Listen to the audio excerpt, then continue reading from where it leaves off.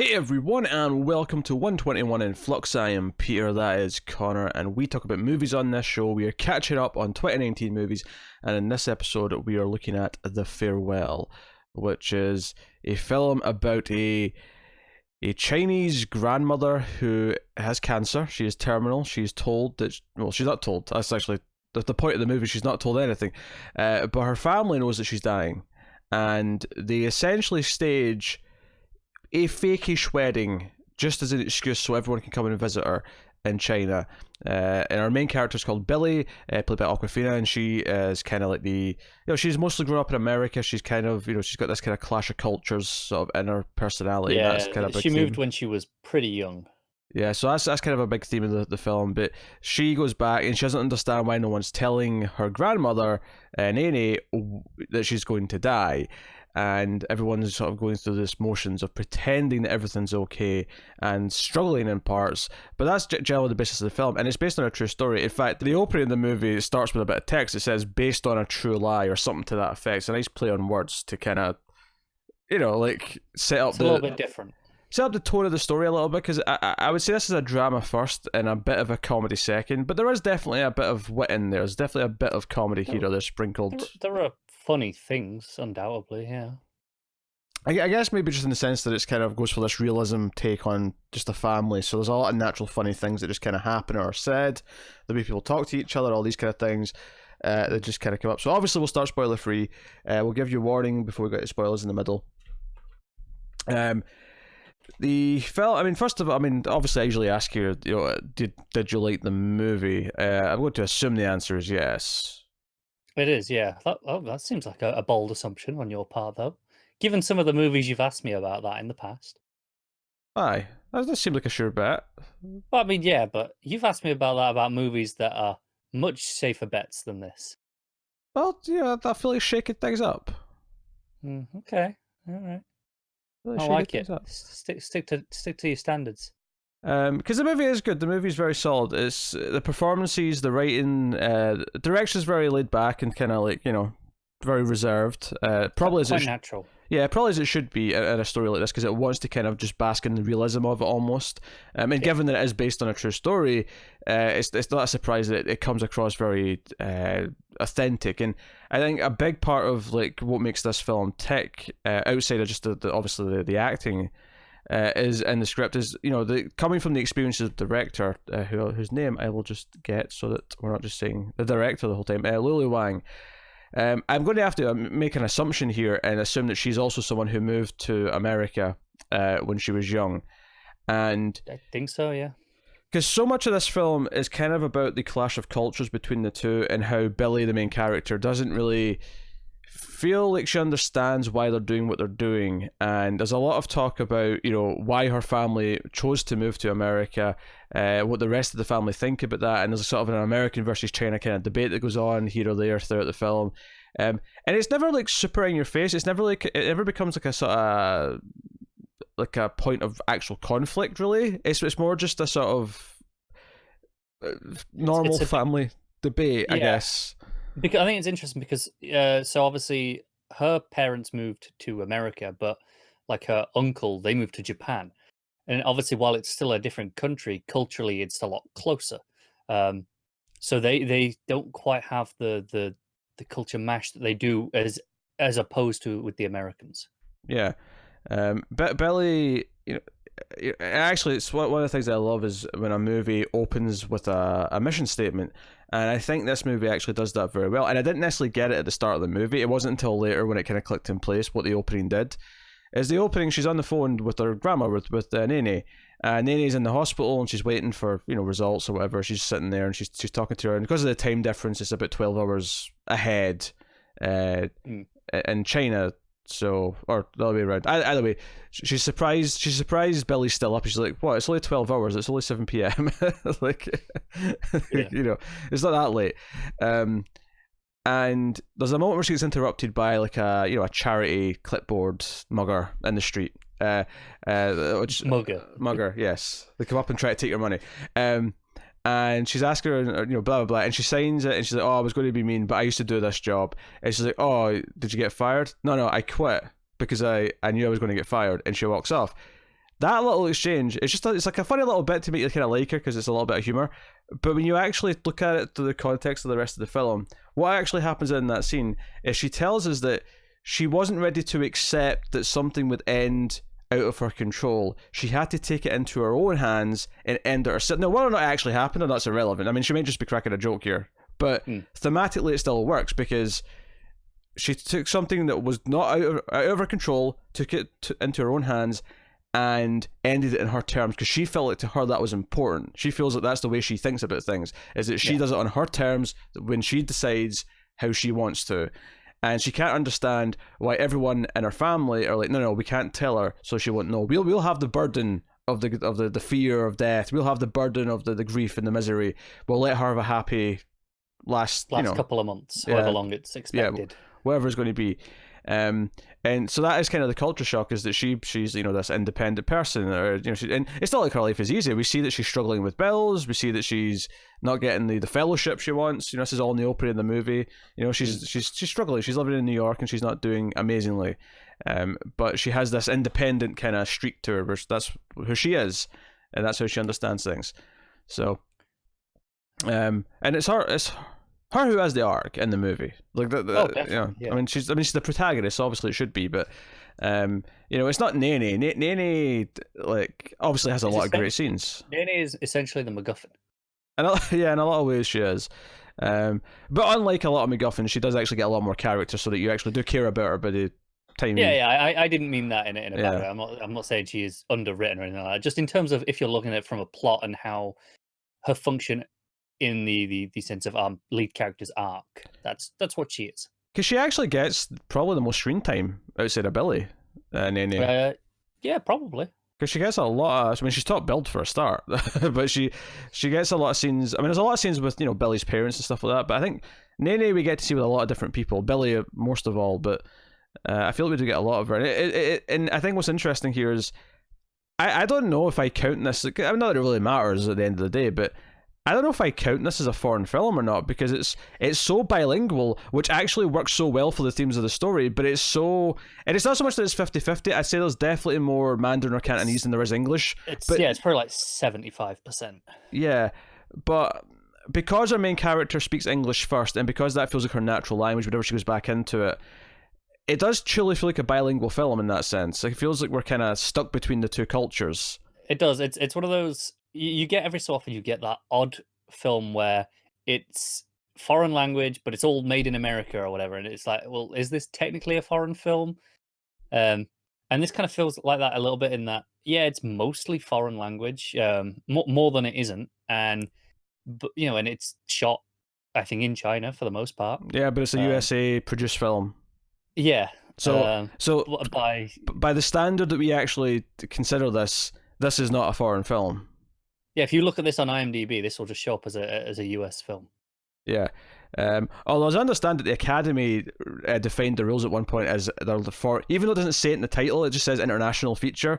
It's actually, it has to be in a foreign language, because they actually disqualified a movie for having too much English, even though it was from somewhere else. Yeah, this past year. Yeah. That's interesting. So I feel like that is, like, culturally, that's more of a signifier than just where was it, who paid for it, right?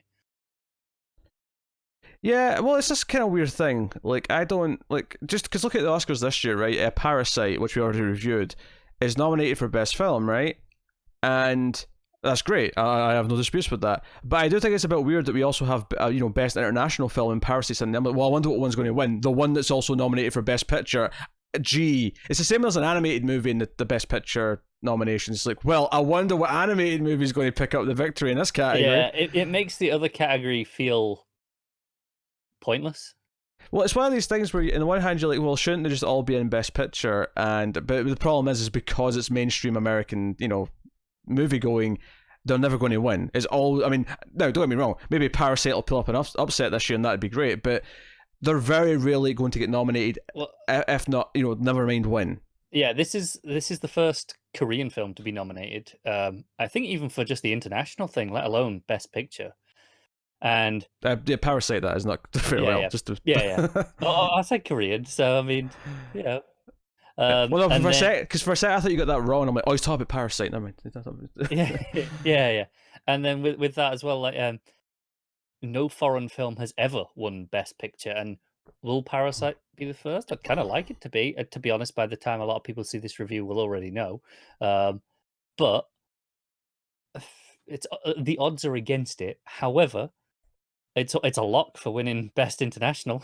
It is. I mean, but it is really frustrating because it's the same argument with like why do we separate men and women when it comes to actors? It's not a sport. It's not like they're different categories. Acting performance is not. It's just to guarantee that there is some representation, right? Yeah, well, 'cause that's the problem. Is that the worry is that it'll just be a man that wins it every year, and that's why we have to separate it to make sure there's winners of both. And it's a really sad sort of cynical thing where you have to think about it that way, but it's sadly kind of true, and at least will be for a while. And I understand a little bit more with the foreign films because by their nature, American audience will see less of them, right? So it kind of makes sense that okay, we'll give them a section where most years there isn't a foreign film nominated for Best Picture at all, but you want them to to have some recognition. But this year, it feels redundant because one's in the Best Picture nominations. So, well, I guess we know which one's the preferred. It's basically well, this is the best one, and then here are 4 films that we also liked. So that is kind of weird, but hey, so no, I don't know what I was saying before we went on that tangent, but performance is very good. I think the fact that this came from a writer-director who lived through this is what makes it very authentic. I think a lot of what this film talks about for Billy and her kind of like falling between these two cultures, I don't think someone who hasn't actually lived that life can actually create that story. I feel like you could try, but there's a lot of nuance here that I don't think anyone else can just fill in and go, oh, I bet it would be like this. All right, not without a lot of research. Whereas it feels very personal of a film. It feels like a film where some identity issues might have been something in her life growing up and whatever. So she's written this film as kind of a way to process sort of how she, went through that journey, and so it's I think the best thing it's got going for it, beyond anything else, is just how authentic it is, and just how the emotion lands in ways that aren't over the top Hollywood. Like, they're very downbeat, and it kind of sneaks up on you. There's a couple of scenes towards the end where it didn't necessarily make a big deal of things in a sort of traditional movie way, but halfway through the scene I just sort of realised, oh, I get why this is such a big deal, this moment. And it just kind of... it's quite subdued is the word I'd use it, and not in a negative way. But it's kind of, like I say, it's downbeat. It's mostly feels relatively like relaxed as a film, even when there's like bad things could be happening, and there are tenser moments. It still doesn't feel like like a typical Hollywood movie, in that sense. No, it feels more real. It feels more like a family have gathered together, and these are just the awkward family moments. Or I think that's why it feels relaxed and subdued. Is that they're a family. They kind of all know each other, and they're pretty comfortable around each other for the most part. Yeah, although there are some of them who haven't seen each other in a long time because the two brothers, Billy's dad and the uncle, moved to different countries, decades ago. I mean, they mentioned at one point in the film this is the first time they've both been home at the same time in 25 years. So, like, they've not been seeing a lot of each other. Maybe they've visited each other separately, and it sounds like they've still been in contact quite a lot, and it's not like they've not talked for years. But they've not been back in China in 25 years together, which is interesting. And a lot of the film is about kind of legacy and about the familial bond. There's a big sequence at one point where they go and visit Nene's like husband, her late husband, his grave, and that's one of those little things where just the culture kind of shock of watching this and seeing what maybe not every Chinese family does, but what some Chinese families do. I mean, where even the core premise is a bit of a culture shock, I think. Oh sure, yeah. I mean, I'll get to that in a second, but like this scene has them all kind of like eating at his grave. They're essentially using his grave as a table for their picnic, and the idea is that he's sharing the meal with them. Yeah, they're saying, oh, you have to open the packet of biscuits, you have to peel the banana for him so that you can eat it. It's very different to what you typically see. It's funny actually because obviously not exactly the same. I'm talking about Japan here, but Akira Kurosawa's film Ikiru actually kind of that's maybe something that's maybe goes a lot of Eastern Asia maybe shares this and is maybe I don't know if this is still the case in Japan. Probably not, I imagine.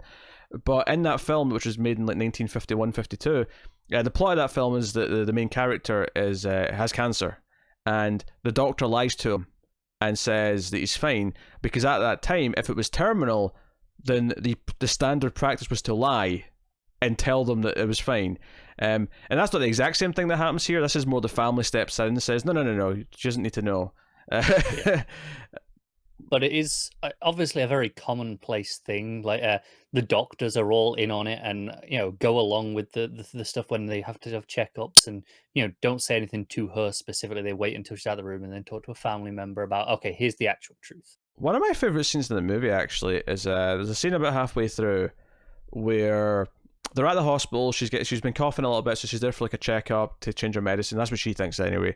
And they're all kind of standing around. And and obviously we can't tell that Billy's, Mandarin or whatever, or Cantonese. I can't tell the difference. They say Chinese a lot in the subtitles, but I don't know if they were actually saying Chinese or they were simplifying it for Western speakers. Yeah.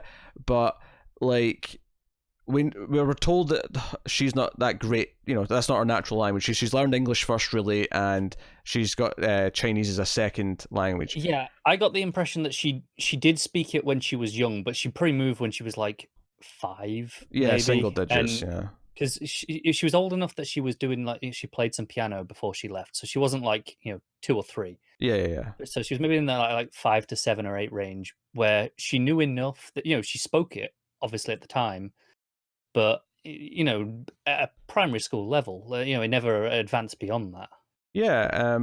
But there's a great scene here where the doctor who's talking, they're just kind of like making some small talk, and when Billy says something in English, he starts speaking in English too, and he's like, "Oh, I studied in England when I was doing my med school," and blah blah blah, and he starts talking, and Billy just starts asking him dead serious questions about everything that's going on in front of Nene in English because Nene can't understand English, and I think I think what's so beautiful about this film is I think both English only speaking audiences and Chinese only speaking audiences, I feel like they both get a unique experience out of this movie.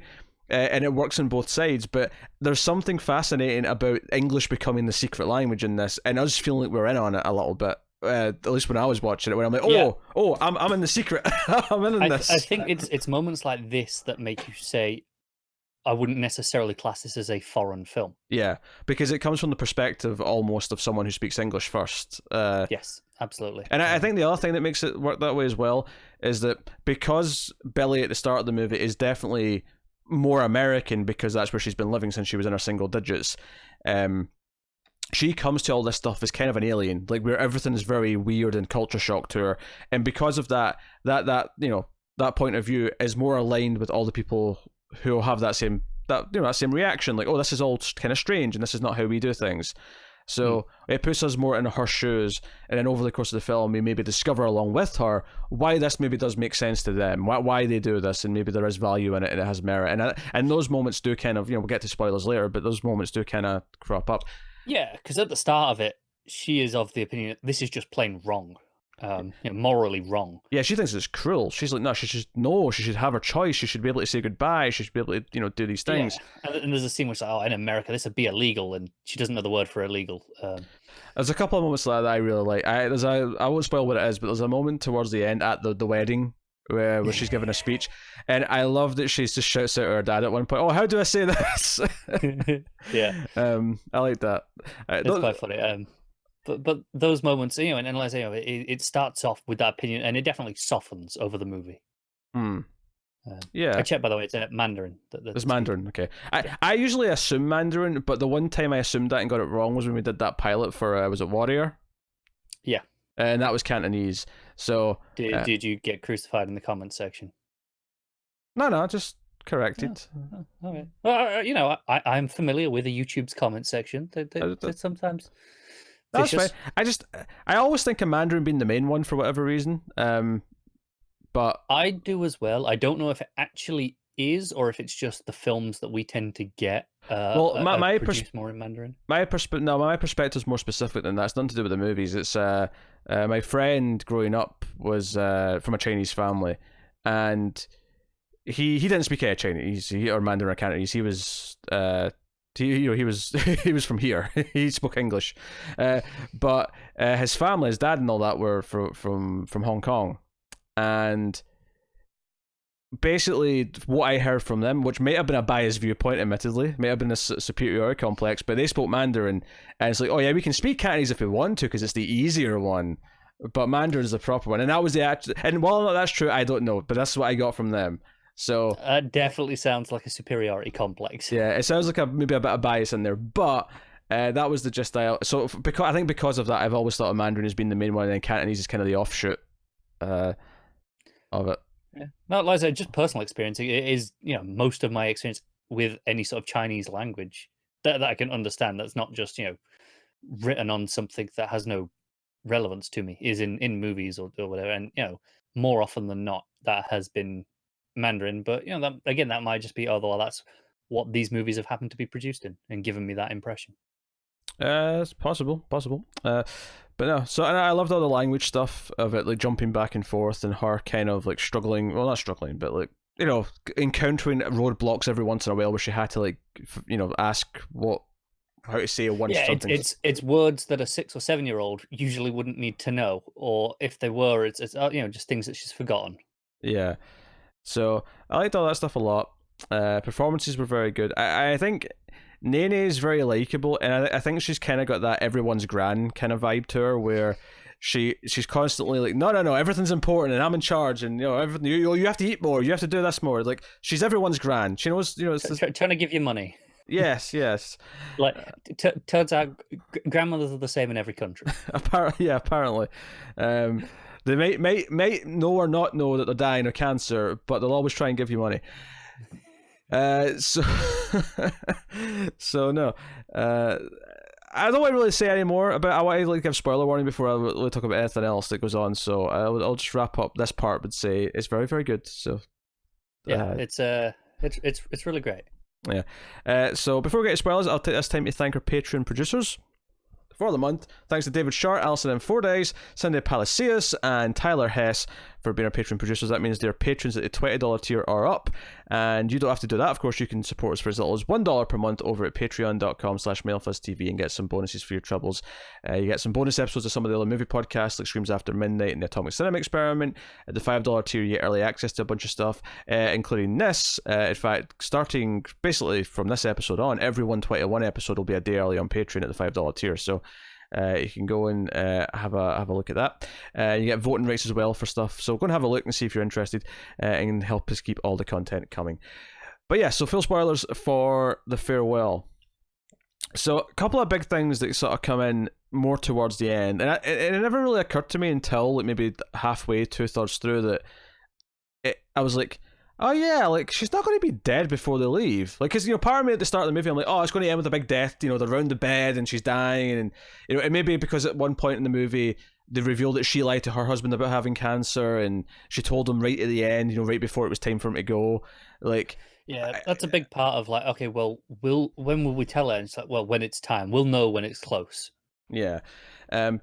But there's a sort of, but it's almost sadder towards the end when she starts saying things like, oh, I'll see you again soon, or when you get married, Billy, I'll throw you a big wedding too, and like just things like that, and it starts to feel really bittersweet, because it's like, oh, they at least are all expecting that this is the last time they're ever going to see her, is this trip. So yeah, it has this bittersweet thing to it. And one of my favorite scenes of the movie is actually right near the end, when she's saying goodbye to them, like, Billy and her parents are getting in the car to leave, and she's hugging them, and for her it's just goodbye, I'll see you next time you come visit. And for Billy and her parents, it's like, bye, we're never going to see you again because you're dying. And it's a genuinely really touching scene that is it's an interesting dynamic just from the drama, because like, I don't know if I've seen this before, where one character doesn't know they're dying and the others do, and they have to say goodbye. Because obviously by this point in the movie, Billy has ran away from the wedding photos to go and make sure she doesn't find out the truth from the hospital reports.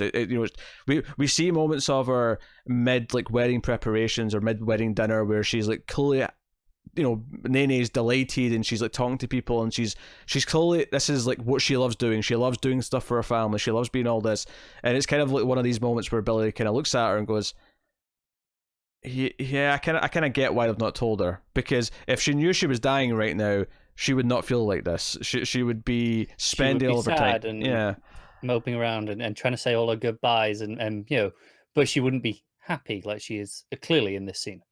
So I think what makes the sort of the back chunk of the movie really interesting to me is that they all just kind of have to leave, even though she's not dead yet, and just accepting that.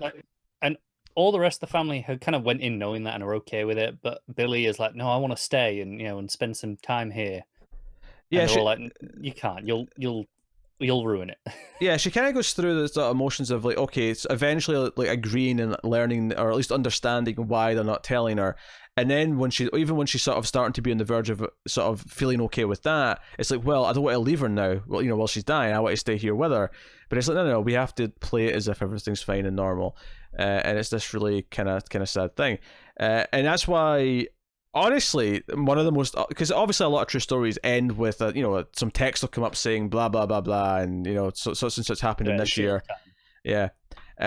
This might be the most uplifting piece of text at the end of a true story I have ever seen, because it comes up with, because halfway through the movie it shows Mei or Nene does this sort of exercise where she's punching the air and she's screaming, and just it's a sort of therapeutic thing. It's kind of almost like a karate sort of martial arts chop push.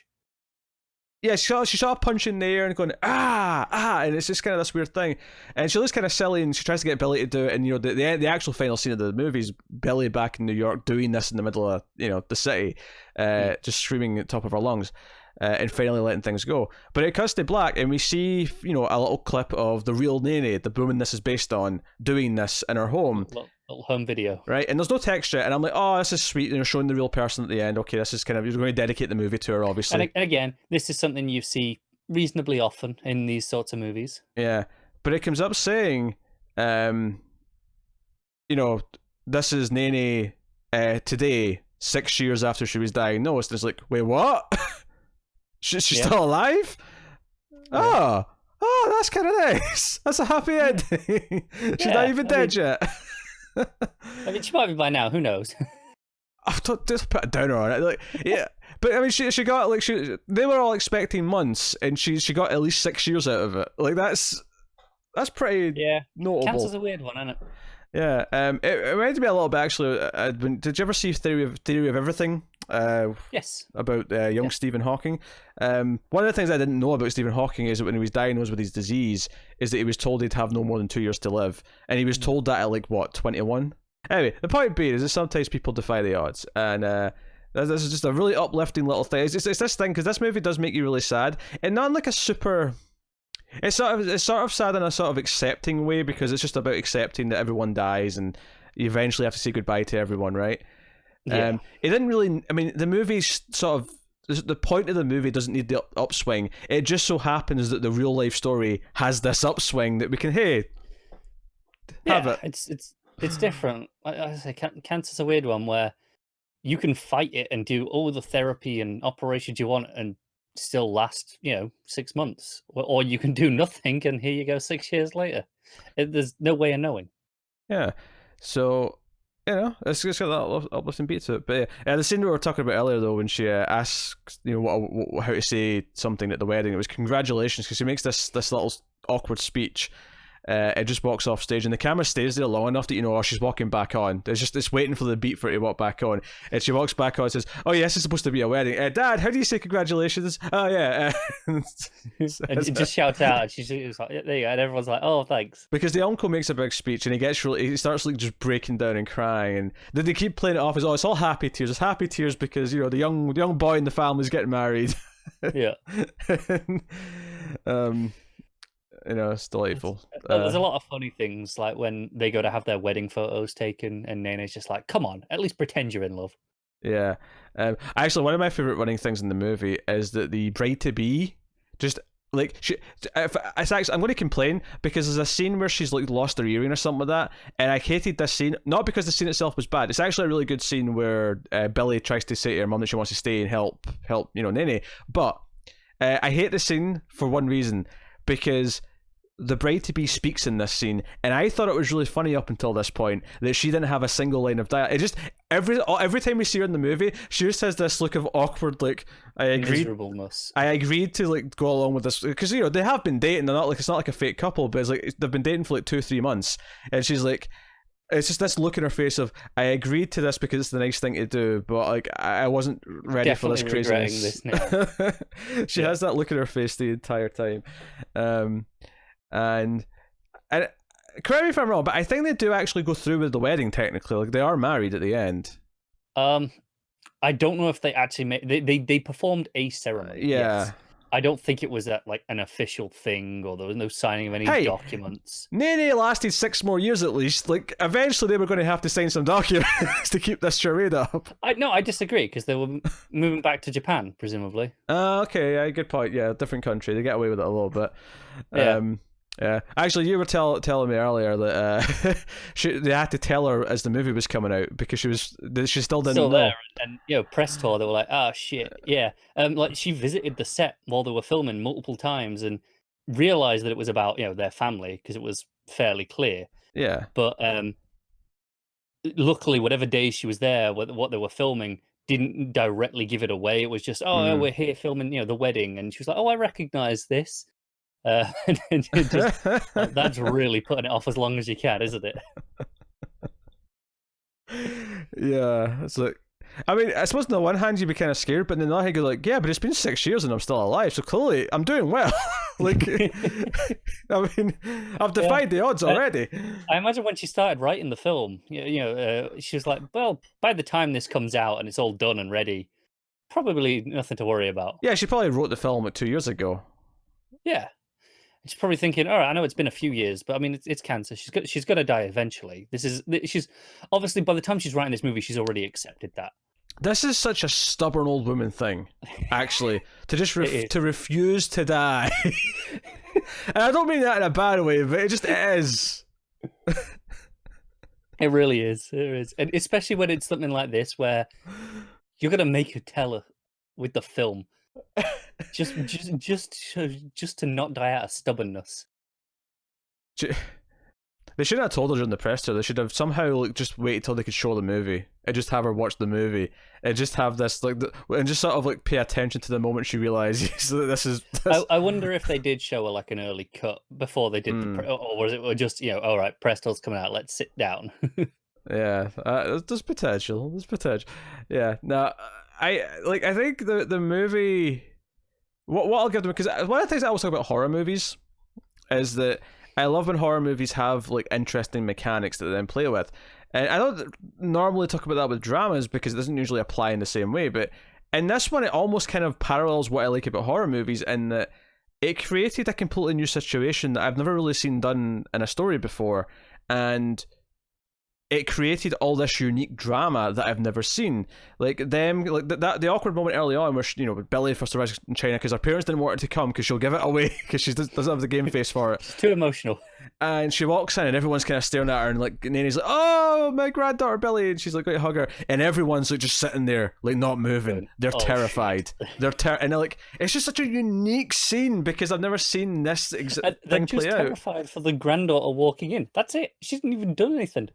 It's just it creates these unique sources of tension, but like we said earlier, not in like a super like thriller way where it's like life or death. It's just these like moments. Even the scene when they're running she's gone to the hospital for whatever reason, just off on her own, and they're like, "Oh my god, she's gone to the hospital. We need to stop her. We need to get there before her," and they're running, and it's played as tense, but like you say, it's not life or death. They're still just trying to get to the hospital before her. Yeah. There's a really nice touch in that scene as well. Oh yeah. Where it's when they're on like the bridge with the staircase trying to get to the hospital, when they're like trying to find Nanny, like where is she? Um, and they're speaking in Mandarin, but there's no subtitles. Just so that we feel as confused as well, like like Billy does still, like in that moment where it's just Yeah, that's a nice it's touch. off. Yeah. Also, a nice touch is that she can't read the report, because she gets the report, the medical report, and she can't read it. And I think the woman she's with is like the uncle's wife, so she's Japanese, and she's like, I can't read it either. Like, I can't read this. Yeah, I think it was just it might have been like a family friend. I think it was just an older woman who couldn't read, right? I don't think she was. Couldn't read the language. You're right. No, she said, yeah, she never learned to read. That's what it was. Yeah. Yeah. It was just like, okay, that's of her age, and in that country at that time, Yeah. not all the girls learn to read. Yeah, but I like that touch. She can't actually read it, so they kind of have to rush off to someone else to like find out what it says, and and then photocopy it and change the report a little bit, and so that they can show it to her and be like, see, everything's fine. A benign shadow. That's what the story was. Yeah. It's just some benign shadows. And they're like, what the hell's that? And they're like, well, benign means it's good, so it's fine. Just don't worry about it. Just put it in. Yeah. Nah, all that stuff was really fun. As I say, there are a lot of funny moments. I mean, we were talking about with the doctor who spoke English. And as soon as she explains it to her grandmother, it's like, oh, he speaks English. She turns in back into Mandarin, turns to the doctor, like, oh, you speak English? She's like, yeah. Goes, are you married? Oh, he's a doctor. He speaks English. Billy, perfect. Yeah. Pay attention to this man. So no, yeah, such a grandmother. I think hell, even the groom to be. I was mentioning the bride to be. Even the groom to be has this kind of like dead eye look in his face, like the entire time.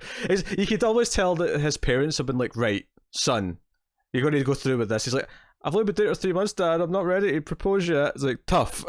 It's like just none of this was his idea. He didn't want to do any of this. He's got swindled into it, and it's like, so honey. How do you feel about pretending to be married just so that we can have an excuse to see the grandmother? But there is a lot of heart to this movie, where by the end of it, you kind of see like how much the family do things for each other. And I think as much as the bride to be does have this kind of look of like fear in her face for a lot of the movie, I have to at least like to think that by the end of it, she's like, hey, this family kind of do anything for each other. Maybe this is actually a great family to marry into when the time comes. Maybe, yeah. Because I think a lot of that is there. As a lot of what we learn. The uncle says to Billy at one point, like, "Hey, like you come from, you live in a place where it's all about the individual and being independent, but here it's all about everyone's part of a unit. Well, it's your entire, not population, but your community, but certainly your family is a more sort of core of that, and how everyone sort of shares the burden of something like this." Instead of her having to share the burden with it, and it's a weird thing. Like like if you ask me, like, would I want to know? Like, would I want to have this instead and not know that I'm dying at some point? I don't know. I actually don't have an answer, because part of me does want to know. I want to accept it and so on. Yeah, but at the same time, also, I mean, it sounds easier. Yeah, live the life for a little bit, and I think, like I say, it's interesting because it's something that I didn't really know about, that this was a thing. But obviously it is. It's a very common thing, and this isn't like the thing that makes this movie unique is not this topic necessarily, because in the Eastern cultures this is clearly common, or at least done and widely known. Whereas to us, this feels alien, right? And, and that's what makes it unique is the coming at it from that Western perspective, which Billy undoubtedly has, having lived most of her life in America, and as much as she is. Chinese by birth, she has a Chinese family. She feels more American than Chinese. Yeah, there's a whole scene at the dinner table where they're talking about why they moved and the benefits of America versus China, and and even Japan as well. A little bit comes in, but because they're talking about how you're sending your young son, who's quite young, off to school in America for whatever he's doing. And like, yeah, but he's going to come back. And it's like, yeah, that's not really up to you. Like, once he's there, he might, meet someone. He might want to stay there. Like, so it becomes this kind of debate of which culture they belong to and what one they want to decide to belong to, and so on. And that stuff's really solid. And obviously the other interesting part that makes it fun as a movie is, on top of the culture kind of clash stuff, because Billy is so, Americanized compared to everyone else, is that because everyone's left the country, they have to have some big excuse to all come back. So they have to do this fake wedding. Like, typically I imagine everyone's living close by, so they don't need an excuse to come and see her, or whoever's dying often, right? They can just show up. But this is like, no, we actually need an excuse to fly halfway around the world at the same time. Yeah, otherwise this will be weird. Yeah, so we get the wedding. So, no, it's a heartfelt film with good characters. It's got a really nice life lesson, sort of bittersweet message, and it gives you two viewpoints. Because this is the thing, as much as Billy sees this way and the merits of this way, by the end of it, it doesn't demonize the other way either. It doesn't demonize the way we do it. It never says that this is the right way. It just says this is our way. Yeah. Right. And it's like, well, and that's okay. That's the whole point, is trying to get through to Billy that, hey, this is okay. This is just what we do. That doesn't mean it's wrong. Doesn't mean it's right. It's just what we do, and that's okay here. Yeah. So to go back to that opening moment I talked about, is Billy, over the course of the film, had to learn that some people do want to just accept what's coming and not take it into their own hands. She couldn't understand that. And over the course of the film, she comes to that point. So, and it's also, it plays into other things as well. She doesn't want help. She doesn't obviously want the money from Nene. At one point, her dad's trying to talk to her about, hey, like, you doing okay? Are you okay for money? Do you need some help? And he's being sincere. He's like, hey, do you want some help? We can help you out. And she's like, no, I'm fine. Leave me alone. Like, she doesn't want help. She doesn't want to admit that she needs help. Really stubborn. Is like, no, I can do it all on my own. Which again ties out the whole idea of the family is supposed to be able to support each other, and she's refusing help from anyone. She sees herself as a lone wolf, and that's kind of it. So it's basically the story of a loner realizing they shouldn't maybe be a loner if they have the option. Pretty much. So if only we all had the option. So that's pretty much it. That's the farewell. It is a fantastic movie. Obviously some scenes and stuff we didn't talk about, but I would highly recommend checking it out. It is another film from 2019 that I'm glad I've caught up on, and we do have more 2019 catch up planned. In fact, I think we may even record one tomorrow. Not that you'll see it. You won't see it tomorrow, but we might record one tomorrow at the time of record. Obviously this is the last one that will go out before the Oscars, because the Oscars are absurdly early this year for some reason. But yeah, hey, that's what it is. What are you giving the farewell? I'm gonna give it an 8.5. Yeah, I'll give it the 0.5. Okay. It's funny because I think I came out of it thinking an 8, but having talked about it, I'm tempted to also bump up the 0.5. Fun fact, in my because I watched this maybe a week ago or so, I did have this as an 8.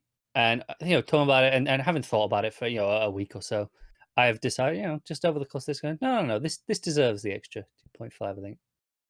Yeah, I'll go 8.5. Let's do it.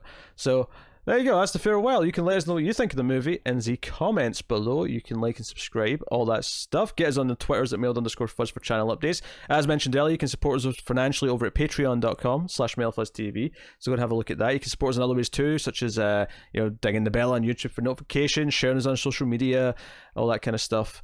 Go and do that, and rate the podcast, of course, on Apple Podcasts. The podcast feed has actually been renamed to just 121 in Flux, which isn't a big deal if you're already subscribed. But if you're looking for the audio version of this podcast, it's 121 in Flux now. So go and have a look-see. But that is us. So thank you once again for watching or listening. We always appreciate it. Keep watching movies, guys. And if you can get it, it's always nice to have diplomatic immunity.